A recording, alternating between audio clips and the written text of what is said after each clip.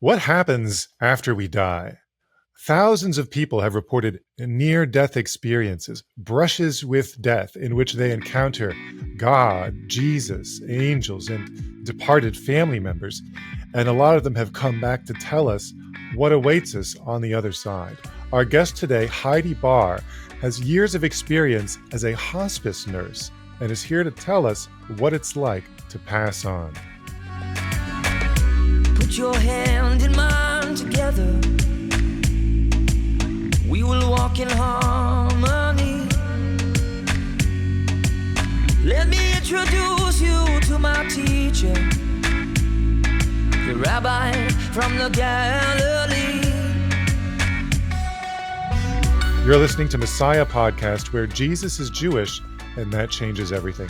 Messiah Podcast is a production of First Fruits of Zion. All right, welcome back to Messiah Podcast. Heidi Barr is here all the way from Montana. How's it going, Heidi? It's good. We have beautiful weather today. Fantastic. I drove through Montana once. It took a long time. It's what is it, the third biggest state? Yeah, it does take a long time. Yeah. So we've had you on before, and it was episode 15. And so if anyone's listening here now and you haven't listened to episode 15, go back, push the pause button, open a new tab, go back to the archives, listen to episode 15, because in that episode, you told us, and this was back when Rabbi Eisner was here as the co-host, you told us the true story, and this is one of the most listened to episodes we've ever done. I think it's our most popular YouTube video on the channel. The true story of how you died and you saw Jesus, and then you came back to life, a changed person. And now we're having you on because we want to promote your book. You finally have a book now out about this. It's called What I Saw in Heaven. And you can pre-order it right now, wherever you can go pre-order books. And it should be out very soon. We're thinking maybe it's going to be out within a week or so. But for those who are listening to this in their car and cannot go listen to episode 15 right now, would you give us a brief recap of the story of your death and your encounter with the divine? Wow, it's hard to be brief, but I'll try. When I was 16, I was in a horseback riding accident. I had a horse. I'd always loved horses, been riding since I was 8 years old. And in the accident, another horse was involved. Another horse ran at my horse, was out of control, and I was on her back. She reared up once, came back down. She reared up twice, this time flipped backwards off the hill where we were standing and fell across my body, severely injuring me. But when she fell across my chest, I died. And I immediately left my body, was 30, 40 feet up in the air. I knew I was dead. I watched the horse roll over me. I was tossed like a rag doll. I saw my sisters. My sisters were there. I have two sisters. One, my little sister screamed and covered her eyes with her hands. My other sister happened to be in the car and she was staring out horrified.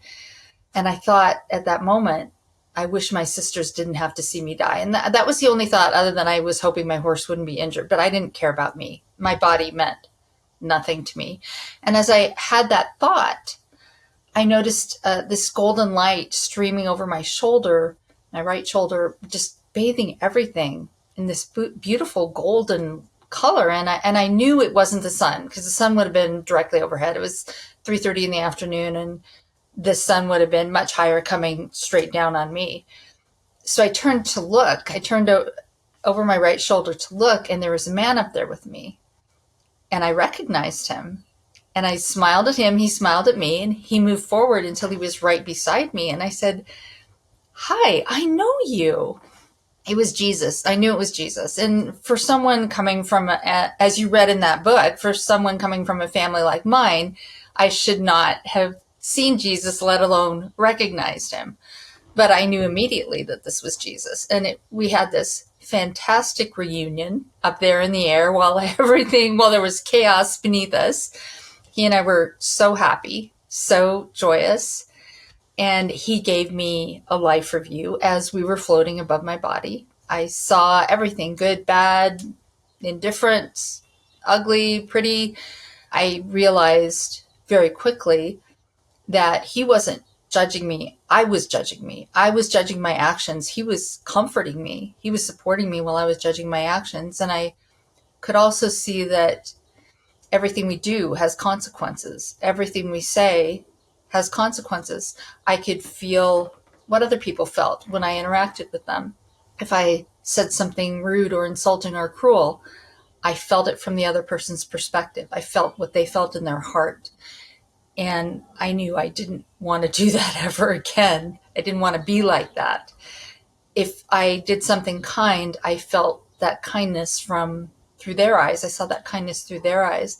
So it was really a remarkable experience. And after the life review, Jesus took my hand and we left. I always say it was kind of like flying, but it wasn't. We surfed on a wave of light. And we surfed out away from this world, surfed through the universe, going faster and faster and faster. And we were having the most fun. We were having so much fun. And he actually said, "This is so cool." And I was like, yeah, this is so cool. It was great. We were going so fast. And could see all the colors in the wave of light underneath our feet. We had feet. We got to a point where we were going so fast, everything became one thing. And I realized that that one thing was God. And Jesus and I were still there. I could still see him. But I realized that there is no place in this universe where there is not God. There's no place in this life where there is not God. He's everywhere. And when we reached that point, I saw a threshold, and I really can't explain it any better than a threshold. It's like walking through a door. We crossed the threshold, and as we crossed the threshold, I saw a light in front of us. It was a perfect, white, blemishless light. It took up my entire field of vision. It was everywhere. It was eternal, and it was infinite, and it was alive. The light was love, living love. The light was God, God the Father. And the next thing I knew, I found myself sitting on God's lap, which was the best thing you can imagine. I had my arms around him. He had his arms around me. I was like a little toddler sitting on his lap, kicking my feet. And I kind of tried to sneak a look at his face. I couldn't see his face. It was shrouded in clouds or shrouded in something, but I didn't care. I just kept my face buried in his chest. I was really happy. I didn't want to leave. I never, ever, ever wanted to leave. And at some point, God just indicated, and how God talks, I don't know, but he indicated that I should look at something. He wanted to show me something. So if you can picture this infinite-sized God wearing an infinite-sized robe that extended out in every single direction unto infinity, in order to show me what he wanted to show me, he had to withdraw a portion of himself. So it was as if he pulled back this far distant, infinitely far away corner of his robe. And what I could see was, the first thing I saw was grass. Amazing, beautiful green grass, like grass here, but different. This was infinitely far away, but I could see every single blade of grass like it was right in front of me, like it was this close to my face. And every single blade of grass was perfect, and I could see each blade precisely. And the most remarkable thing was the grass was singing. The grass was singing the praises of God. I was fascinated, and I was staring at the grass. And I looked a little farther, and I saw flowers that resembled what we have on Earth, irises. They resembled irises, but they were more irisy than irises. They were beautiful blue, and I could see every part of the flower, every vein in the petals. And I looked a little farther, and I saw grove after grove of trees. And the only tree I can compare them to is aspen trees, because their leaves were quaking. I could see every leaf on every tree, this infinite-sized grove of trees. I could see every leaf on every tree, every vein in every leaf on every tree. And I saw that the leaves were quaking, the flowers were shaking in light. Everything was moving to the song of the grass in the light of God. Hmm. And I looked a little bit farther, saw a path leading up a hill, and I could see and hear people coming. The people I could hear were singing. They were singing the praises of God, but I couldn't see them clearly. It was as if there was a veil between the people and me, and I didn't know who was coming, but they were coming for me.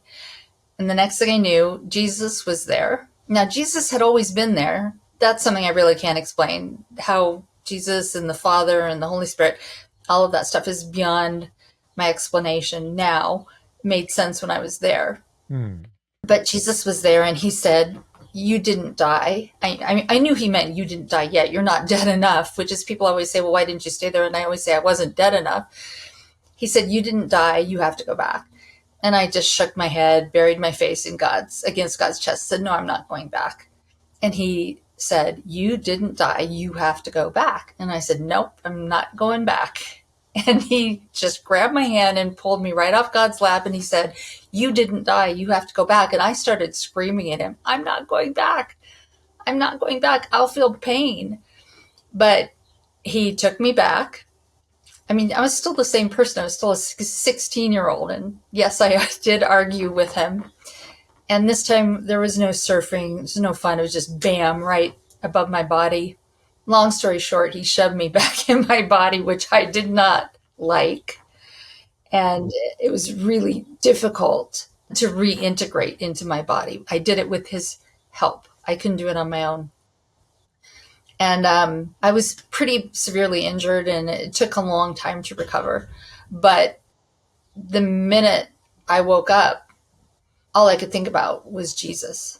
That's all I could think about. As I lay the entire first night in my bed, unable to move, all I could think about was Jesus.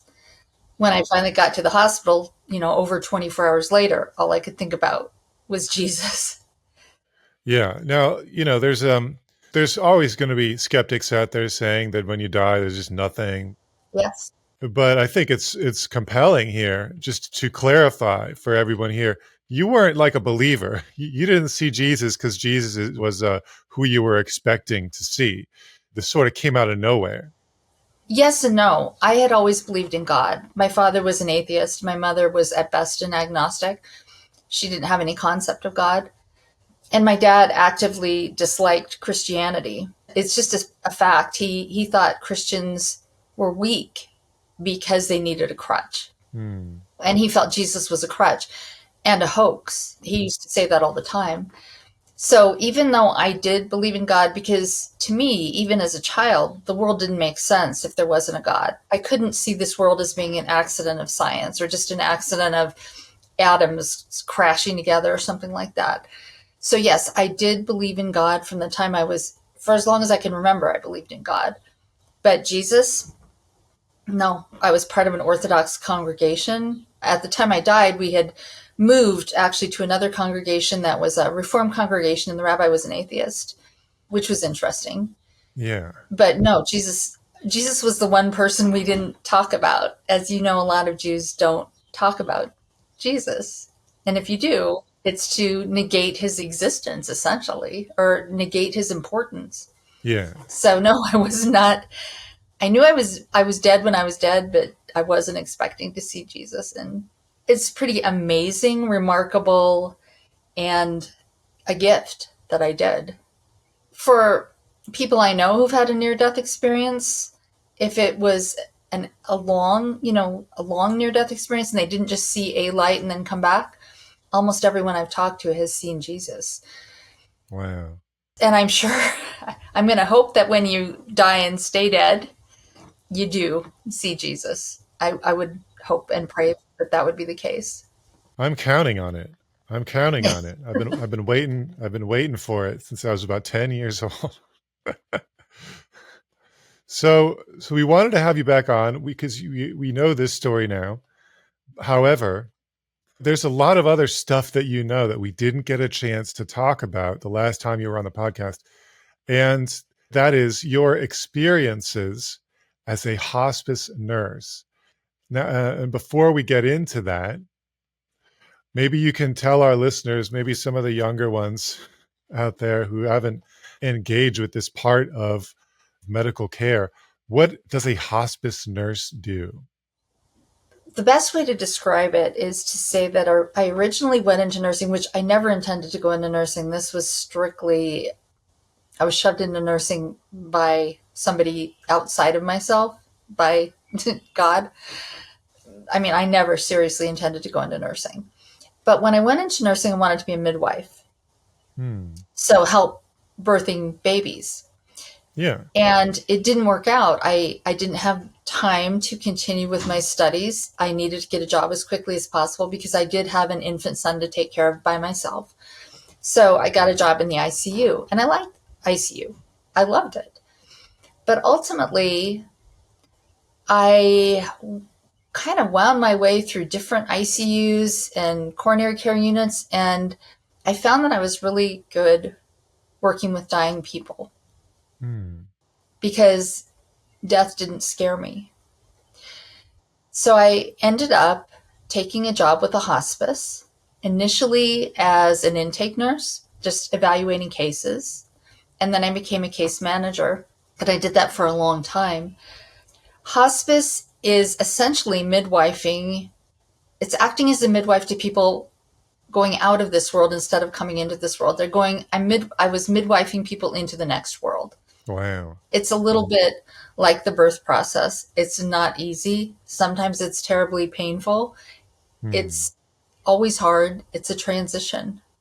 And I loved it. Most of the time, not always, but most of the time I was very attached to my patients. And, there were some pretty heartbreaking moments with a lot of the people I worked with and their families.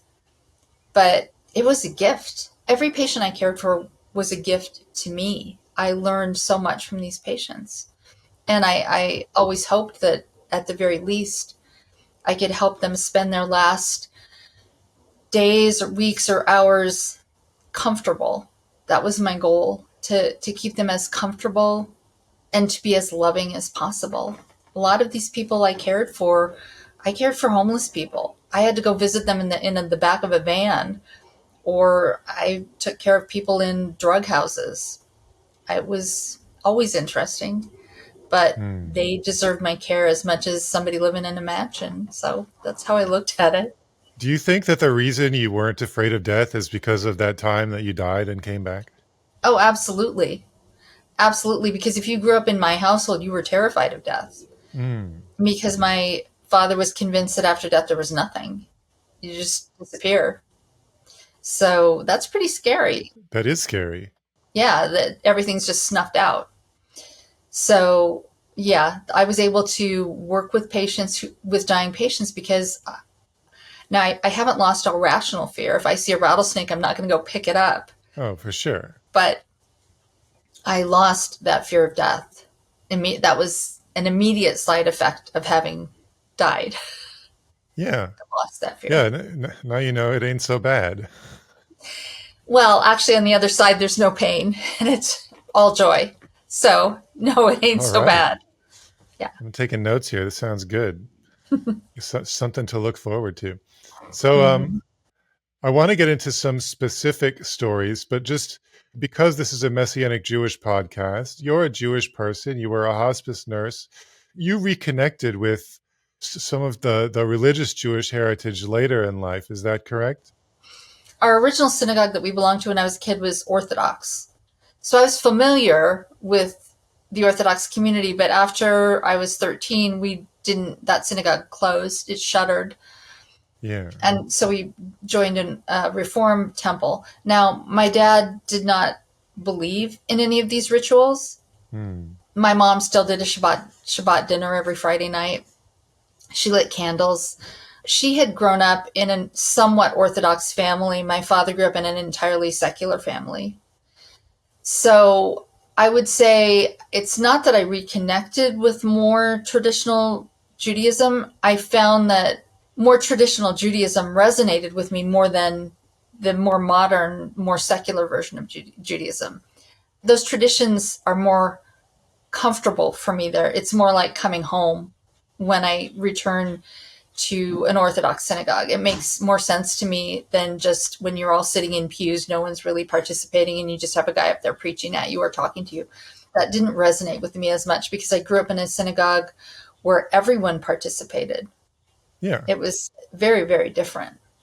It also, I didn't have faith before. I didn't even understand the concept of faith before. And I was able to grasp the concept of faith. Now, while it's true that when I was dead, everything made sense. I didn't have any more questions. All my existential questions were gone. I had the answers. When I woke up, I didn't have the answers. I just knew that I had known them when I was dead. So, but you still some of that carries over. There was never any question about my faith after that. There was never any question in my mind about the existence of God. And it's hard too, being a Jewish person who believes Jesus is who he says he is. He's the Messiah. It's really difficult to be a Jewish person who believes that. And Oh, yeah. as I've learned over the years, it's challenging. It's not well accepted in the Jewish community. As you know, it's not accepted. And I've kind of followed this path by myself because I actually didn't even know until recent years. I think it was you guys who explained to me there are Messianic Jewish communities out there. I didn't even know that. I just kind of went down this path on my own and kind of had a foot in two different worlds, the Jewish world and the Jesus world. To me, they're one and the same. For most people, they would not be. Most Jewish people, they would not be. Well, I think that's slowly changing. I mean, I've heard and met, a lot of people who have said the same thing. Jesus made me a better Jew, and they don't mean they mean that in the sense that their Judaism and their like living a Jewish life has been enhanced. Like they're more that what they mean is they're more observant, like they're more traditional. It's like what Chabad is trying to do to get someone to lay tefillin or something. Like, well, just do this one mitzvah. Jews are being inspired by Jesus to go do Torah and mitzvahs, Mm-hmm. and this is fairly a fairly new phenomenon. It's happening to more and more people, I think. Well, the difference is Jesus allows you a personal relationship with God. Mainstream Judaism, not so much. Hmm. That personal relationship isn't as important as say, social justice. The personal relationship with God is missing. And that's truly what I missed with Judaism. But I think with Chabad, with Orthodox Judaism, and with Messianic Jewish congregations, there's an emphasis on that personal relationship with God, which is biblical. It's biblical. We got away from that, but it's very biblical. If you think of Abraham, yes, not only did he have a personal relationship with God, he walked with him. That's about as personal as you can get. So we're kind of getting back to that. Those are our roots. Yeah, yeah, yeah. And we just, I think everyone on staff has read, Tanya or something. Like we've encountered literature from the Lubavitchers, and we love it. It's just because it does so closely mirror a lot of what we see in the New Testament. It's amazing. It's amazing. It's all from God. I mean, Yeah. I'm hoping for more and more of that, more and more Messianic Jewish congregations and Jewish people who feel comfortable with being Jewish and continuing to practice Judaism, but to believe in Jesus. I think that's how it was always supposed to be. We got away from it, but it's coming back. Well, if you look at prophecies, it kind of was supposed to be that way, that we would be scattered and we wouldn't believe, and then we'd come back and look at Israel. Israel is a miracle. Oh, for sure. Can a nation be born overnight? Yeah, Israel's a miracle. We live in a time of accelerating, not quite open miracles, but still obviously miracles. So yeah, Judaism has, and anyone listening to this who wants to go read more about it, the word, that is tahara, the whole the preparation of the body after death, and there are a lot. You mentioned the word rituals. There are a lot of rituals in Judaism surrounding death and dying. Saying psalms at someone's deathbed. You sit shomer, you sit sheva. You bury someone the same day, right? There's tractates and tractates of this stuff about what happens when somebody dies. And I think that's fascinating. I mean, I think it speaks to this awareness that something spiritual is happening. Like Hmm. the soul, the neshama, is leaving the body. Well, I was going to say, if my understanding is correct and my experience is valid, you're still a little bit connected to your body. And that's why you have a guard there. That's why you have people sitting with the body. And in Shiva, I know, because to be honest with you, my sisters participated in a lot of these rites. I haven't, and I never had a Jewish patient. But you cover mirrors when you sit Shiva so the soul doesn't become confused. That's the tradition. So the soul knows it can't stick around there anymore. But yes, I know that there are people who stay with the body. I know there are people who ritually wash the body and wrap the body. We kind of did it with my dad, but we did have to. I know you're supposed to bury the body pretty quickly. We needed to wait for relatives to get there. With my mom, we needed to send her body to be buried with my dad, which was in Oregon, and she was here in Montana. So we had the mortuary in Oregon do all of that. They made all the arrangements for that, and my sister helped to organize it. So yes, there are certain rituals associated with death that help you mourn, with community, and give the family support. It's not just bringing over a casserole. It's actual. There are prayers, there are psalms. I know with my dad, he and I said I said the Shema for him, and he was able to squeeze my hand. So there are certain things you say as a person is dying to help with their soul, to help them move on. Hmm. So, as a hospice nurse, you witnessed a lot of people in those very last moments, the last stages of their lives.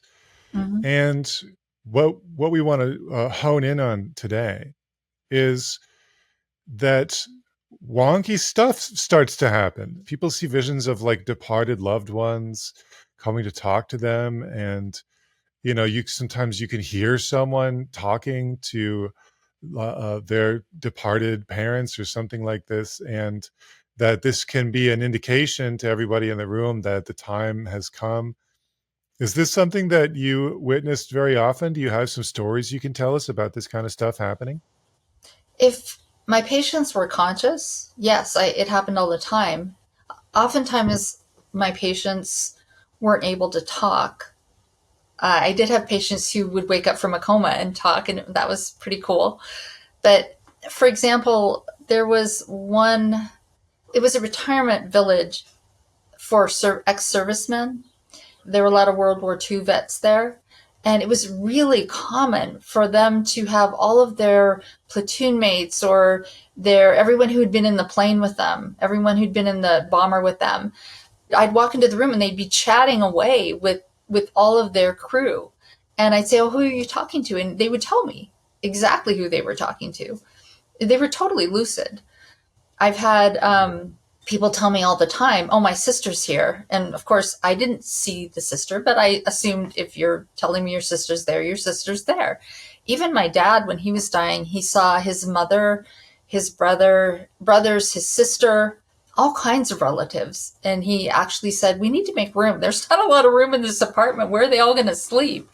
So it's extremely common if someone can still talk to you that they're kind of have one foot in both worlds. They're seeing you and they're seeing the dead people.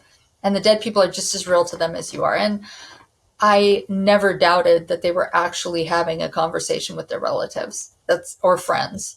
And I've had people, spouses, widows, widowers who saw their spouse. Their spouse came to get them at the end Hmm. of their life. And those were truly beautiful moments. Now, a lot of people either have dementia, although I have had a few people, including my mother, come out of the dementia for a few hours to a few days before they died. So they were totally with it.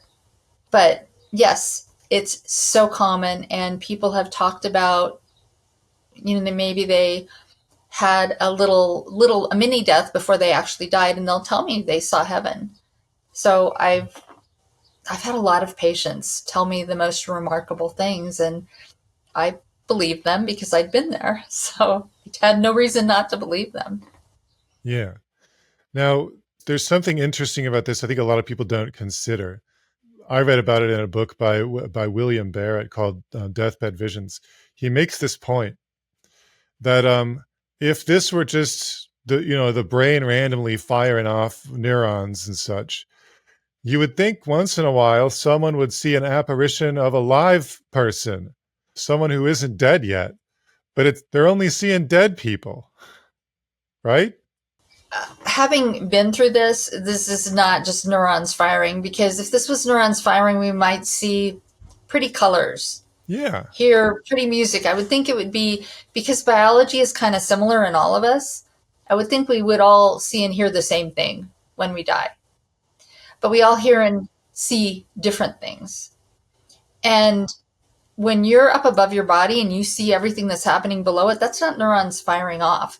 And that's actually incredibly common in near death experiences. And I don't get my belief system does not come from reading about other people's near death experiences.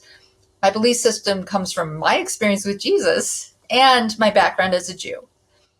I mean, it's kind of hard to explain, but Jesus made me more Jewish in a lot of ways.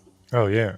I woke up a new Jew. I'm a different kind of Jew, but definitely woke up a new kind of Jew. But no, this isn't neurons firing. This was the most real thing that's ever happened to me. You and I talking right now, this is very real. I'm really clear on that. But meeting Jesus, meeting God, going to heaven, seeing part of heaven was the absolute most real thing that's ever happened to me. It's not just a memory, it's actually a lived experience.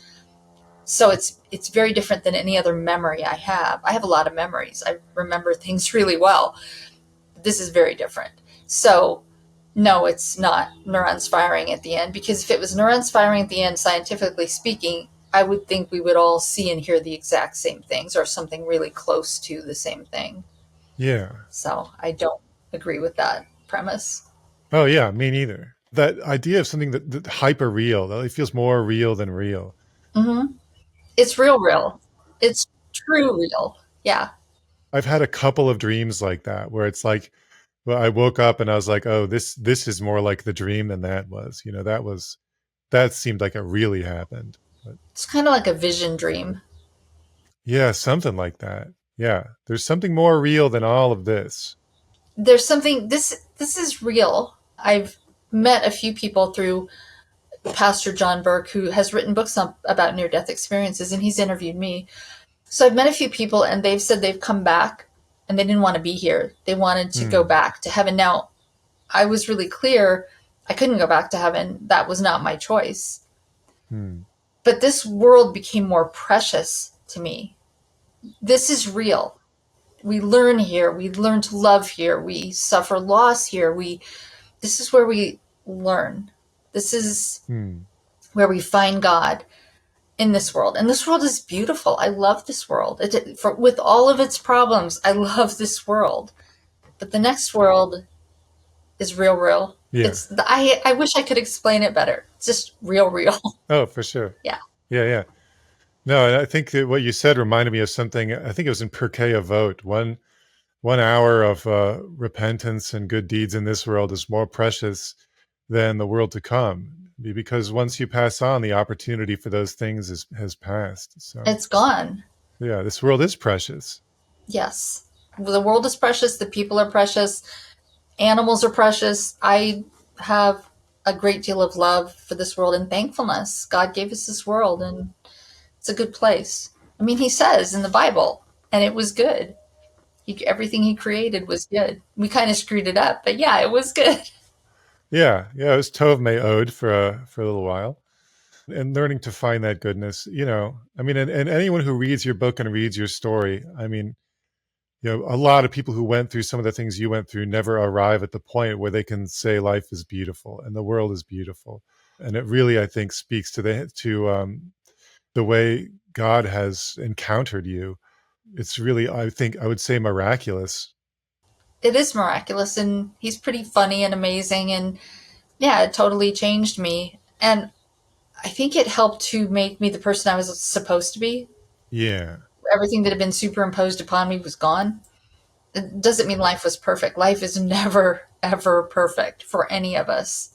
And if somebody tells you their life is perfect, they're lying to themselves. Nothing's perfect here. Nothing's perfect here.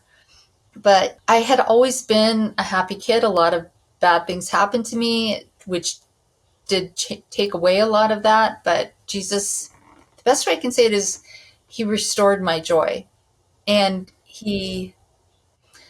I kind of learned that no matter what's happening, well, basically, he told me, no matter what's happening, I'm in his hands. He's still with me. I'm in good hands. So, good, bad, I'm in good hands. I learned that. You learned it, and you felt it. I mean, there's one thing to know it, and it's another thing to experience it. So I want to touch on another topic, because we've talked about the happy, glowing rays of sunshine, dearly departed loved ones coming back and appearing. However, sometimes people have a different experience on their deathbed. They have a traumatic experience, and sometimes people come back from these experiences and they're terrified. Have you encountered people in your hospice care career who it looked like went somewhere else other than heaven, or had a terrifying experience? I have, fortunately or unfortunately, most of them didn't have an opportunity to tell me about this. I could Hmm. see the struggle. One of the first patients I took care of, and this was actually in the hospital, had an absolutely terrifying experience, but she couldn't speak. She'd had a stroke, and it terrified me as well. She was so agitated, and if I would have been a hospice nurse at the time, I would have medicated her to sedate her. I would have sedated her because she was struggling. It looked to me, if I could describe it in human terms, it looked to me like she was wrestling with the angel of death, or with very bad forces. Most of the patients I cared for, and while some were agitated prior to their death, in the end, they died peacefully. In the end, they made their peace. What was happening internally, I couldn't always see. They couldn't always tell me. But I would say, aside from a handful of my patients, 3 to 4 people, people died peacefully. In the end, there was a change that came over them as they approached death. No matter what had happened up to that point, there was a change that came over them as they approached death, and they were able to make peace with God. That's the only way I can say it. Make their peace with God. Hmm. And I I'm not in everybody's body, so I don't know what's happening, and everyone has their own relationship with God, good or bad. So that's what was happening with them. I don't know, but I have confidence. I have every confidence that Jesus is there until the last nanosecond, waiting for people. And, even then, I will not even venture to guess, because I'm not in anyone's body. I don't know their thoughts. What is happening at the very end? It's not up to me. It's their choice. And but yes, I have had people who, while they haven't been able to necessarily describe what they're seeing, I know things aren't going well. And I don't ever force. If my patients ask me to pray with them, I pray with them. We always had a chaplain who came, and oftentimes people had church members who came to visit them and pray with them. I always prayed silently, because I will not force my prayer on anybody. But I prayed for a peaceful death, and I prayed for a reconciliation with God. That's as much as I could do, and medicate them so they weren't experiencing pain. Yes.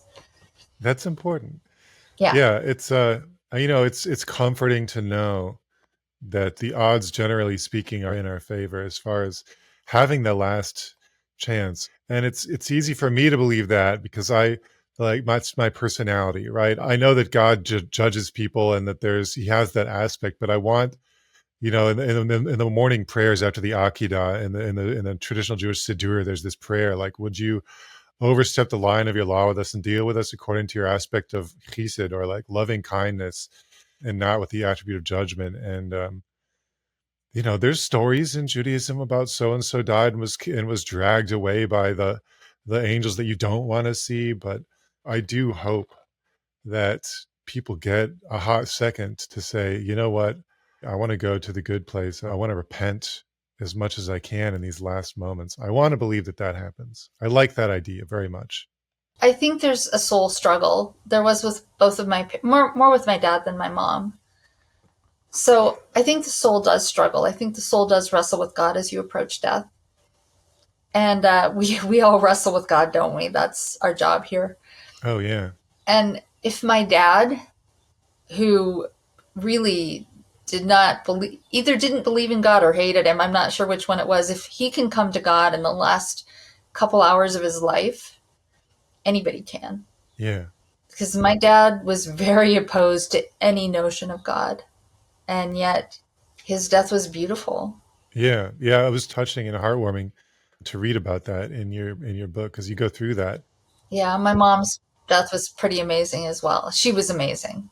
Yeah.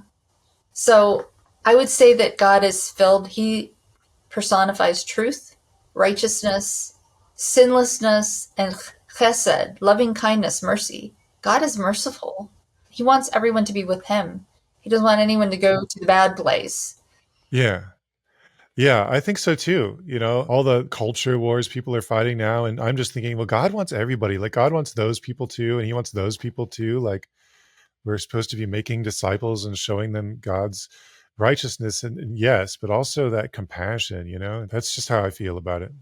Yeah, I agree. And it is really hard to show compassion and loving kindness towards people who hate you.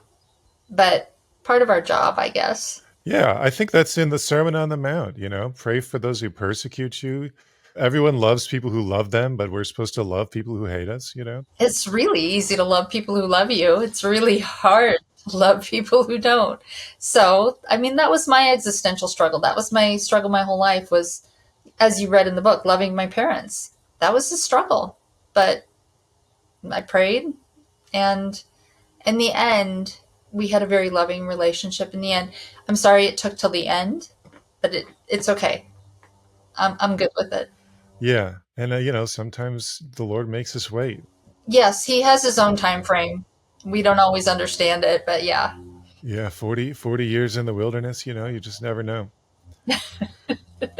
Yes. So I wanted to pick your brain a little bit, practically speaking, because, I was a pastor. I've done some funerals. I have had relatives die. I've done bedside pastoral care. But I think in general, and I say this to say this is true of me too, I don't want to think about death. I don't want anyone to die. Like, I know I'm going to die. There's a sense in which, like, I'm okay with it. I'm expecting it. I'm not afraid of it. But at the same time, it's not always on my mind. I'm not always thinking about death. And I don't want to imagine the people in my life dying.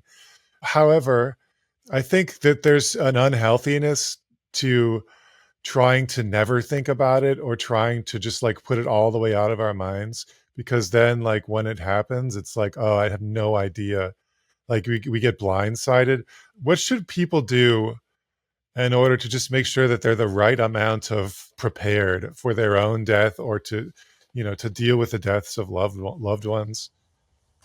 Well, first of all, I can't tell anybody else what to do, but one thing I learned was, and this is what I learned when I was dead, is death can happen at any age.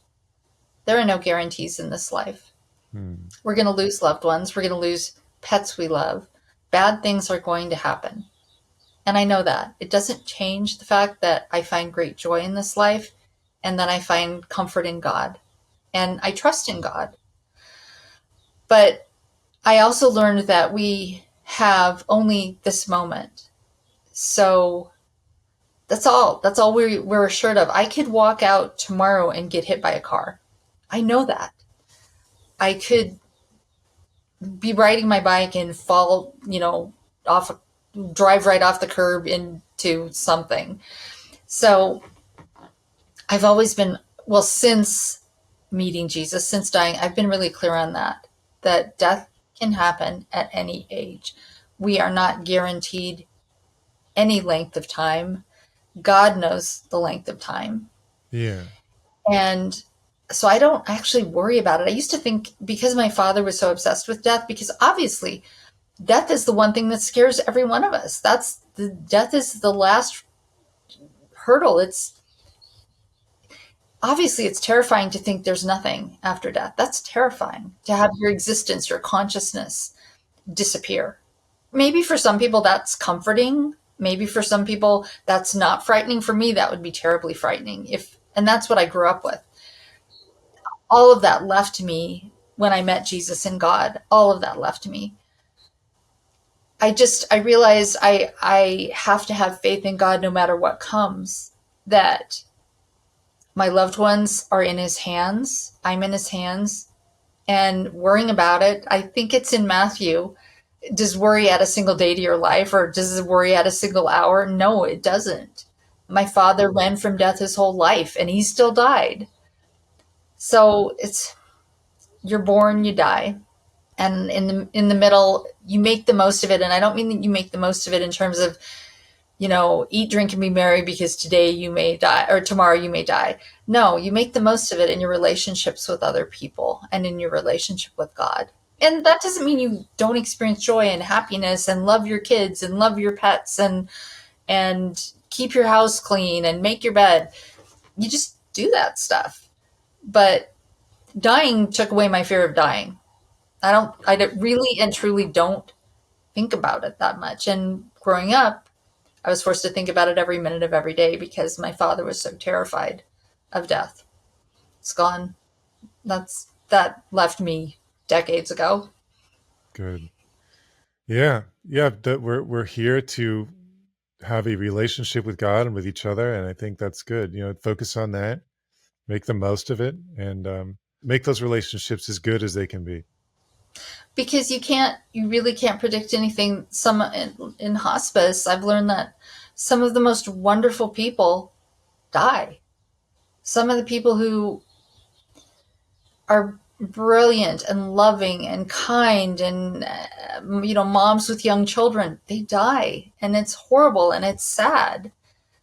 But this is God's plan. I don't mean God wants people to die or he wants people to suffer. He doesn't. But there is an ultimate plan. We live in that plan, and I have faith and trust in God that it's going to work out. Honestly, the one thing I can say is it's going to be okay. It's going to be okay. That's what I've told my kids. It's going to be okay. Be all right. Good. All right. So there's one more phenomenon I wanted to talk about. It's this idea of terminal lucidity, right? So many people listening now may have friends, family members that have, Alzheimer's or a similar, dementia, and the cognitive part of the brain doesn't seem to be working, and the memories maybe are gone. And just to watch someone slowly decline can obviously be just heartbreaking. However, what we find is often, maybe not all the time, but often toward the end of someone's life, you get minutes or you get hours where everything seems to come back. Can you tell us about this phenomenon? It's pretty remarkable, and it doesn't happen with everyone, because especially with Alzheimer's patients, sometimes they're so far gone, there's no way consciousness can come back. They're just basically they died a long time ago, in my opinion. The body's still breathing, but the soul's gone. But I have had not only my mother, who she didn't have the worst dementia, but hers was pretty bad. And the last little more than 24 hours of her life, I had my mom back. She was totally back. She was completely cognitively with it. Her memories were restored. Every function was restored. She was my mom. Wow. And it was a complete gift and a blessing. And we were able to discuss everything in her life, in our lives. And I've had patients who they were just, very demented, more or less unconscious, and all of a sudden they'll wake up and say, "I'd like to see my son John right now." And so I would get their son John on the phone. The son John would rush over, and this patient would proceed to give John complete instructions on how they wanted their funeral to go, who they wanted there, everything about their burial, and talk about, and I want you to tell so and so this, give so and so this message, and then they went back out. But they were there. They were completely there for maybe 6 hours, maybe just 15 minutes, but they're back, Hmm. which gives me hope that dementia doesn't destroy the personality, the consciousness, the soul of that person.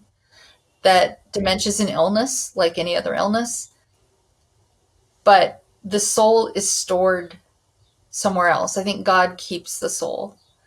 So, yes, I have had a number of patients who've come back at the end, and this person may not have communicated in 5 years, and suddenly they're there talking about everything. So, Wow. yes, there is hope. And dementia is really hard. It's one of the saddest diseases that I had to deal with as a nurse. It was hard on our family, very, very hard on my dad, obviously hard on my mom, especially when she knew she was losing her memory, which is the worst part for people, is when they are still aware enough to know that they have dementia. So, yes, it was a beautiful thing. My mom's last 24 hours were absolutely beautiful. She died the most peaceful death I've ever seen anyone die. It was Wow. amazing. When this happens, are people generally aware that this is it, that this is their last? Yes, always. Okay. I've never had a person who came back who said, "Oh, hi, here I am. Let's go to the store. Or let's go get a cup of coffee." No, they always know this is it. I'm back here for just a brief period of time. I'm going to get my affairs in order. I'm going to say goodbye to the people I need to say goodbye to, and then I'm gone. Yeah, it's every single person who's come back has come back blessing, a gift, strength of will. I'm not quite sure why it is, but they came back knowing they only had a brief period of time left. You know, all of this stuff, the near-death experiences, the the death experiences, the terminal lucidity, I think these are all little pieces of evidence that there's more to us than what you could see under a microscope, right? We have Hmm. souls, and our Torah Club students here at First Fruits of Zion did a whole year on the journey of the soul, because God gives us this life, like you said, to have experiences and to learn things and to seek God, in the midst of this world of concealment. And it's going to be called the beginning of wisdom, but it's about the soul's journey.